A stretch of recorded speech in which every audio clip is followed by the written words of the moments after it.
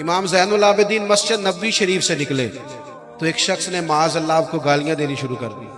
اینٹ کا جواب پتھر سے بھی دیا جا سکتا ہے، لیکن کچھ لوگ نا لوگوں کو اپنے صبر میں غرق کر دیتے ہیں۔ کسی نے آپ کو سخت بات کی، آپ نے جواب میں 3 کی، اس نے 6 کر دی، پھر آپ کو 9 کرنی پڑے گی۔ پھر ایک ٹائم آئے گا بول بول کے پاگل ہو جائیں گے۔ لیکن جیتنے کا طریقہ کیا ہے؟ اس نے ایک بات کی، آپ چپ ہیں، اس نے 3 کی، آپ چپ ہیں، اس نے 6 کی، آپ چپ ہیں۔ پھر پتہ بندہ کیا کہتا ہے؟ کہتا ہے تو میں نے پاگل سمجھنا ہے؟ تو اس کا مطلب ہے چپ رہ کے بندہ پاگل بھی کر سکتا ہے۔ امام زین العابدین گزر رہے تھے، معاذ اللہ گالیاں دے رہا تھا۔ امام کے خادم کہتے ہیں پہلے امام تیز چلتے تھے، تھوڑی سپیڈ کم کر دی، تھوڑی سپیڈ کم کر دی، آہستہ ہو گئے۔ اب وہ بختہ جا رہا ہے، امام صاحب چپ ہیں، تسبیح پڑھ رہے ہیں، چپ کر کے گزر رہے ہیں۔ ویسے بھی ہر بندے کی اوقات نہیں ہوتی کہ اسے جواب دیا جائے۔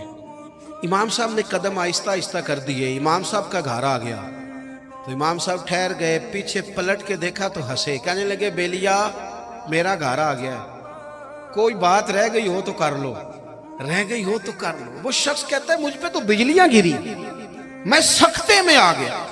جب میں بالکل چپ کر گیا تو امام اندر گئے، ایک سرکے کی بوتل لائے، ایک شہد کھلائے، اور جب میں باہر آئے تو میرے ہاتھ میں تھما کے کہنے لگے میرے دادا مولا علی نے وصیت کی تھی پتر جو دروازے پہ آئے خالی ہاتھ نہیں جانا چاہیے، یہ تھوڑا تحفہ بھی لے جا۔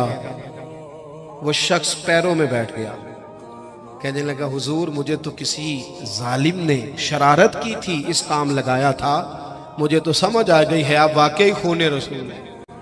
اپنی زندگی میں حوصلہ۔ میرے دوستو ہم نہ صبر نہیں کرتے۔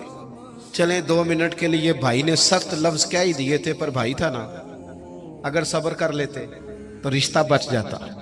چچا سے غلطی ہو گئی تھی، اگر صبر کر لیتے تو ہو سکتا تھا رشتہ، لیکن ہم نے 2 منٹ صبر نہیں کیا، ساری زندگی کے لیے اپنوں سے تعلق توڑ لیا۔